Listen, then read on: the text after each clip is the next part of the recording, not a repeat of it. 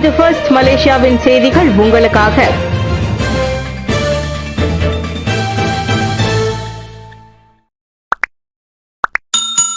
Johor மாச்சாப்பில் 3 வாகனங்கள் மோதிக்கொண்ட விபத்தில் ஒருவர் பலி, 2 காயம். ஜொகூர் மாச்சாப் அருகே பிளஸ் நெடுஞ்சாலையின் 69.5வது கிலோமீட்டரில் ட்ரெய்லர் லாரி உட்பட 3 வாகனங்களை உட்படுத்திய விபத்தில் ஒருவர் கொல்லப்பட்ட வேளை 2 காயமடைந்தனர்.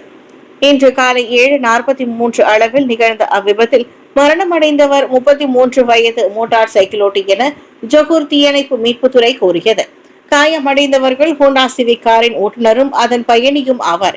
அதில் பயணியை அங்கிருந்த பொதுமக்கள் மருத்துவமனைக்கு அனுப்பி வைத்த நிலையில் காரின் ஈடுபாடுகளில் சிக்கிக்கொண்ட ஓட்டுநரையும் தீயணைப்பு குழுவினர் சிறப்பு கருவிகளின் உதவியுடன் வெளியே மீட்டனர்.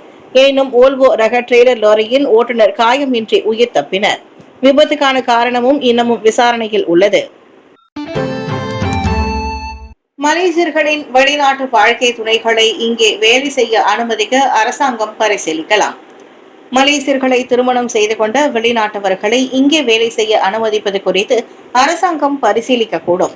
பொருளாதாரத்தை உந்து செய்யவும் அந்நிய தொழிலாளர்களையே அதிகம் நம்பி இருப்பதை தவிர்க்கவும் அவ்வாறு செய்யப்படலாம். உள்துறை அமைச்சர் ஸ்ரீ சைஃபுடின் நசுத்தியோன் இஸ்மாயில் அதனை கோடி காட்டியுள்ளார். நடப்பில் நீண்ட கால சமூக பயண அனுமதியை வைத்துள்ள வெளிநாட்டு வாழ்க்கை துணைவியர் வேலை விசா இல்லாமல் இங்கு வேலை செய்யவோ வியாபாரம் செய்யவோ அனுமதிக்கப்படுகிறது. என்றாலும் கண்மூடித்தனமாக அந்த அனுமதி வழங்கப்படுவதில்லை. விண்ணப்பதாரர்கள் குறிப்பிட்ட சில விதிமுறைகளை கட்டாயம் பூர்த்தி செய்ய வேண்டி இருப்பதை அமைச்சர் சுட்டிக்காட்டினார். கடந்த ஆண்டு மட்டும் அத்தகைய 1,61,531 பெர்மிட்டுகள் மலேசியர்களின் வெளிநாட்டு வாழ்க்கை துணைகளுக்கு வழங்கப்பட்டன. நாட்டில் உள்ள வெளிநாட்டு வாழ்க்கை துணைவியர் தொடர்பான கொள்கையை அரசாங்கம் மறு ஆய்வு செய்யுமா என மக்களவையில் கேட்கப்பட்ட கேள்விக்கு சைஃபுதீன் பதிலளித்தார். நீண்டகால சமூக பயண பெர்மிட்டுகள் வெளிநாட்டு வாழ்க்கை துணைவியர் குறிப்பிட்ட வேலைகளை மட்டுமே தேர்ந்தெடுக்க முடியும் என்ற சில கட்டுப்பாடுகளை கொண்டிருந்ததாக ஃபேமிலி ஃப்ரான்டியர்ஸ் எனும் அரசு சாரா அமைப்பொன்று அண்மையில் கூறியிருந்ததும் குறிப்பிடத்தக்கது. ஈப்போவில் தாயாரின் உறவினரை கொலை செய்ததாக இளைஞன் மீது குற்றச்சாட்டு. தனது தாயாரின் உறவினர் கொலை செய்ததாக 21 வயது இளைஞன் மீது ஈப்போ மேஜிஸ்ட்ரேட் நீதிமன்றத்தில் இன்று குற்றம் சாட்டப்பட்டது. கடந்த வாரம் தாமான்புத்ரி லிங்கடான் பின்தாங்கில் உள்ள வீடு ஒன்றில் வேலையில்லாத நபரான லீ ஹாவ் இ என்பவன் இக்குற்றத்தை புரிந்ததாக மேஜிஸ்ட்ரேட் சித்தி நோரா ஷெரீப் முன்னிலையில் குற்றச்சாட்டு வாசிக்கப்பட்டது. கொலை குற்றச்சாட்டு உயர்நீதிமன்றத்தின் அதிகாரத்திற்கு உட்பட்டதாக இருப்பதால் லீயிடம் வாக்குமூலம் எதுவும் பதிவு செய்யப்படவில்லை. நவம்பர் 6ஆம் தேதி அதிகாலை 1 மணிக்கும் நவம்பர் 10ஆம் தேதி அதிகாலை 8:25க்கும் இடையே 54 வயதுடைய லீ ஹுவே திங் என்ற மாதுவை லீ கொலை செய்ததாக குற்றப்பத்திரிகையில் தெரிவிக்கப்பட்டது. குற்றவாளி என நிரூபிக்கப்பட்டால் மரண தண்டனை அல்லது 30 முதல் 40 ஆண்டு சிறை தண்டனை விதிக்கப்படும். குற்றவியல் சட்டத்தின் 302வது விதியின் கீழ் அந்த இளைஞன் மீது குற்றம் சாட்டப்பட்டது. இந்த குற்றச்சாட்டு மீண்டும் பிப்ரவரி 18ஆம் தேதி மறு செவிமடுப்புக்கு வருகிறது. ஏஐ தரவு மையம் குறித்து கூகுள் நிறுவனத்துடன் சந்திப்பு நடத்திய பிரதமர் அன்வார். லத்தீன் அமெரிக்க நாடான பெரு தலைநகர் லீமா சென்றுள்ள பிரதமர் ஸ்ரீ அன்வார் இப்ராஹிம் அங்கு தொழில்நுட்ப ஜாம்பவான் நிறுவனமான கூகுளுடன் சந்திப்பு நடத்தியுள்ளார். அபெக் மாநாட்டுக்கு வெளியே கூகுள் நிறுவனத்தின் அரசாங்க விவகாரங்கள் மற்றும் பொது கொள்கையின் அனைத்துலக தலைவர் கரண் பாட்டியாவுடன் அச்சந்திப்பு நடைபெற்றது. ஏஐ, அதிநவீன தொழில்நுட்பம் மற்றும் தரவு மையங்களின் எதிர்காலம் ஆகியவை அச்சந்திப்பில் முக்கிய இடம் பெற்றன. குறிப்பாக தரவுகளின் கசிவை தடுக்க வல்ல தெளிவான விதிகள் மற்றும் ஒழுங்குமுறைகளை வலுப்படுத்த வேண்டிய அவசியத்தை பிரதமர் அதன் போது வலியுறுத்தினார். அந்த பிரச்சனையை எதிர்கொள்ள உடனடி நடவடிக்கைகளை எடுக்குமாறு உரிய அமைச்சுகளுக்கு தாம் உத்தரவிட்டிருப்பதாகவும் அன்வார் தெரிவித்தார். பிரதமர் முன்னதாக அபெக் நாடுகளின் வர்த்தக தலைவர்களுக்கு அபெக் எனப்படும் அபெக் வர்த்தக ஆலோசக மன்றத்தின் மலேசிய தலைவரும் வெஸ்ட்போர்ட் துறைமுகத்தின் நிர்வாக இயக்குநருமான ரூபன் எமின் ஞானலிங்கம் அளித்த விருந்திலும் கலந்து கொண்டார்.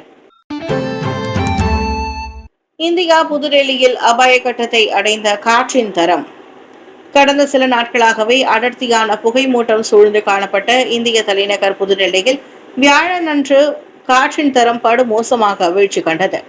ஏபிஐ எனப்படும் காற்று தூய்மை கேட்டு குறியீடு நேற்று 424 என்ற அபாய அளவை எட்டியதாக டெல்லி வானிலை மற்றும் காற்று தர எச்சரிக்கை தரப்பு கூறியது. 201 முதல் 300 வரையிலான API குறியீடு ஆரோக்கியமற்ற காற்றின் தரத்தை குறைக்கும். 301 முதல் 400 வரையிலான குறியீடு மிகவும் ஆரோக்கியமற்றதாகும். 401 முதல் 500 வரையிலான குறியீடு அபாயகரமானதாகவும் பொருள்படும். காற்றின் தரம் அபாயகரமான அளவை எட்டும் போது மக்களின் ஆரோக்கியத்தை அது பாதிக்கலாம் என சுகாதார நிபுணர்கள் எச்சரித்துள்ளனர். புதுடெல்லியில் இந்த காற்று தூய்மை கேட்ட பிரச்சனை ஒரு முடிவில்லாமல் போய்கொண்டிருக்கிறது. குறிப்பாக குளிர்காலத்தில் அருகாமையில் உள்ள விவசாயிகள் விவசாய கழிவுகளை போட்டு எரிப்பதை வழக்கமாக வைத்துள்ளனர். இது ஏற்கனவே நிலக்கரி ஆலையில் இருந்து வெளியேறும் கரும்புகை தொழிற்சாலைகளில் கக்கும் புகைகளுடன் சேர்ந்து காற்றின் தரத்தை மோசமாக்கி விடுகிறது. உரிமமின்றி அச்சு எந்திர பயன்பாடு மற்றும் ஆபாச பதிப்புகள் வெளியீடு ஆடவர் மீது குற்றச்சாட்டு. முறையான உரிமம் இன்றி அச்சு எந்திரத்தை பயன்படுத்தியது மற்றும் ஆபாச பதிப்புகளை அச்சடித்தது என 2 குற்றச்சாட்டுகளின் பேரில் அமைச்சக நிறுவனம் ஒன்றின் நிர்வாகி இன்று நீதிமன்றத்தில் நிறுத்தப்பட்டார். எனினும் 44 வயது சின்சாங் ஸ்வி கோலாலம்பூர் செஷன்ஸ் நீதிமன்றத்தில் அவ்விரு குற்றச்சாட்டுகளையும் மறுத்து அவர் விசாரணை கோரினார். ஜூலை 21ஆம் தேதி தேசாந்துன் ரசாக்கில் உள்ள தொழிற்சாலையில் அக்குற்றங்களை புரிந்ததாக உள்துறை அமைச்சர் அவர் குற்றம் சாட்டப்பட்டிருந்தார். 1948ஆம் ஆண்டு அச்சு எந்திரங்கள் மற்றும் பதிப்பு சட்டத்தின் கீழ் அவ்விரு தண்டனைகளும் அதிகபட்சமாக தலா 20,000 ரிங்கிட் அபராதமும் 3 ஆண்டுகள் சிறை தண்டனையும் விதிக்கப்படலாம். அவ்வாடவரை 8,000 ரிங்கிட் ஜாமீனில் விடுவித்த நீதிமன்றம் ஜனவரி 6ஆம் தேதி வழக்கு மறுசெவிமடுப்புக்கு வரும் என அறிவித்தது. இஸ்ரேல் ஆதரவு பொருட்களை புறக்கணிக்கும் இயக்கத்தால் தொடர் நட்டத்தில் பெர்ஜயா ஃபுட். மலேசியாவில் ஸ்டார்பக்ஸ் காபி கடைகளை நடத்தும் உரிமையை பெற்றுள்ள பெர்ஜயா ஃபுட் பிரிகேட் இஸ்ரேல் பொருட்களை புறக்கணிக்கும் இயக்கத்தால் தொடர்ச்சியாக 4வது காலாண்டில் நட்டத்தை பதிவு செய்துள்ளது. செப்டம்பர் 30இல் முடிவடைந்த காலாண்டில் 33.68 மில்லியன் ரிங்கிட் நிகர நட்டத்தை அது பதிவு செய்துள்ளது. இதே ஓராண்டுக்கு முன் 19.3 மில்லியன் நிகர லாபத்தை அந்நிறுவனம் பதிவு செய்திருந்தது. அக்காலாண்டுக்கான வருமானம் 278.53 மில்லியன் ரிங்கிட்டிலிருந்து 124.19 மில்லியன் ரிங்கிட்டாக பாதியாக குறைந்திருப்பதாக கோலாலம்பூர் பங்கு சந்தைக்கு அனுப்பிய அறிக்கையில் பெர்ஜயா ஃபுட்ஸ் கூறியது. மேற்காசிய நெருக்கடியால் உலக அளவில் நீடிக்கும் தாகத்தின் அளவை அதுவென அந்நிறுவனம் விளக்கியது. நடப்பு காலாண்டுக்கு லாப ஈவும் அறிவிக்கப்பட்டது. கடந்த ஆண்டு 4.1% அரசு பல்கலைக்கழக மாணவர்கள் படிப்பை கைவிட்டுள்ளனர். ஜம்ரி கடந்த ஆண்டு மட்டும் 4.1 விழுக்காடு உள்நாட்டு பொது உயர்கல்விக்கூட மாணவர்கள் மை ஹோம்ஸ் பட்டியலிலிருந்து விடுபட்டுள்ளனர். பல்கலைக்கழக பருவத்துறை தேர்வில் தோல்வி கண்டதால் பாதியிலேயே நிறுத்தப்பட்டதும் பட்டப்படிப்புக்கு வாய்ப்பு கிடைத்தும் பதிந்து கொள்ள தவறியதுமே அதற்கு காரணம் என உயர்கல்வி அமைச்சு கூறியது. சொந்த காரணங்களால் படிப்பை நிறுத்தியவர்கள், படிப்பை தொடர ஆர்வம் இல்லாதவர்கள், பட்டப்படிப்புக்கான கட்டணத்தை செலுத்த முடியாதவர்கள், பண பிரச்சனையை எதிர்நோக்குபவர்கள் அவர்களில் அடங்குவர் என அமைச்சர் டாக்டர் ஜம்ரி அப்துல் காதர் தெரிவித்தார். அவ்விவகாரத்தை கையாள பொது உயர்கல்வி கூடங்களுடன் இணைந்து KBT சில கல்விசாரா மற்றும் கல்விசார் நடவடிக்கைகளை முன்னெடுத்துள்ளது. பிரச்சனையை எதிர்நோக்கும் மாணவர்கள் கல்வியை தொடர ஏதுவாக அவர்களின் பட்டப்படிப்பை மாற்றி அமைப்பது, பட்டி சிஸ்டம் முறையிலான ஆலோசக சேவை வழங்குவது, மென்டார் மென்டி திட்டத்தை அறிமுகப்படுத்துவது ஆகியவை அதில் அடங்கும். எரிமலை சாம்பல் பரவல் இல்லை, மீண்டும் செயல்பட தொடங்கிய பாலி. லம்போக் விமான நிலையங்கள். இந்தோனேஷியாவில் லேப்டோக்கி லாக்கி எரிமலையில் இருந்து சாம்பல் பரவல் இல்லை என்பது கண்டறியப்பட்டதால் 2 முக்கிய விமான நிலையங்கள் வழக்கம் போல் செயல்பட தொடங்கியுள்ளன. பாலி தீவில் உள்ள ஐகஸ்டி நுக்ரா ராய் அனைத்துலக விமான நிலையம், லாம்போக் அனைத்துலக விமான நிலையம் ஆகியவையே அவ்விரண்டு விமான நிலையங்களாகும். அவ்வகையில் பாலியில் இருந்து வியாழக்கிழமை காலை ஹாங்காங்கிற்கு பயண சேவை மேற்கொள்ளப்பட்ட வேளை ஆஸ்திரேலியாவின் பெர்த் நகரிலிருந்தும் ஒரு விமானம் வந்திறங்கியது. துணைக்கோள படங்களை நன்கு ஆராய்ந்ததில் எரிமலை சாம்பல் பரவல் இல்லை என்பது உறுதி செய்யப்பட்டதாக வானிலை ஆராய்ச்சி மையம் முன்னதாக அறிவித்திருந்தது. நூசா தெங்கிரா திமூரில் அமைந்துள்ள இந்த லெபுடோக்கி எரிமலை தொடர்ந்து குமுறி வருவதால் வானிலை சுமார் 10 கிலோமீட்டர் உயரத்திற்கு சாம்பல் புகை எழுந்துள்ளது. இதனால் பாதுகாப்பு கருதி 13,000க்கும் மேற்பட்டோர் வேற்றிடங்களுக்கு மாற்றப்பட்டுள்ளனர். ஏதோ அச்சம் காரணமாக பாலியில் இருந்து மற்றும் லம்போக் விமான நிலையங்களில் புதன்கிழமை அன்று ஏராளமான உள்நாட்டு மக்கள் விமான பயணங்கள் ரத்து செய்யப்பட்டன. மஞ்சோங் கல்குவாரியில் பாறை விழுந்து ஊழியர் பலி. பேராக் மஞ்சோங்கில் உள்ள கல்குவாரியில் கிராலர் இயந்திரத்தில் மண்ணை தோண்டும் போது பாறை மேல் விழுந்து அதன் ஓட்டுநர் உயிரிழந்தார். புதன்கிழமை மாலை தனது நண்பருடன் வேலையில் ஈடுபட்டிருந்த போது பக்கத்தில் இருந்த மேட்டிலிருந்து திடீரென உருண்டு வந்த பாறை மேலே விழுந்ததில் 35 வயது அவ்வாடவர் சம்பவ இடத்திலேயே மரணமுற்றார். இதையடுத்து விசாரணை முடியும் வரை சம்பவ இடத்தில் அனைத்து வேலைகளையும் நிறுத்தி வைக்குமாறு பேராக் மாநில வேலையிட பாதுகாப்பு மற்றும் சுகாதாரத்துறை JKKP உத்தரவிட்டுள்ளது.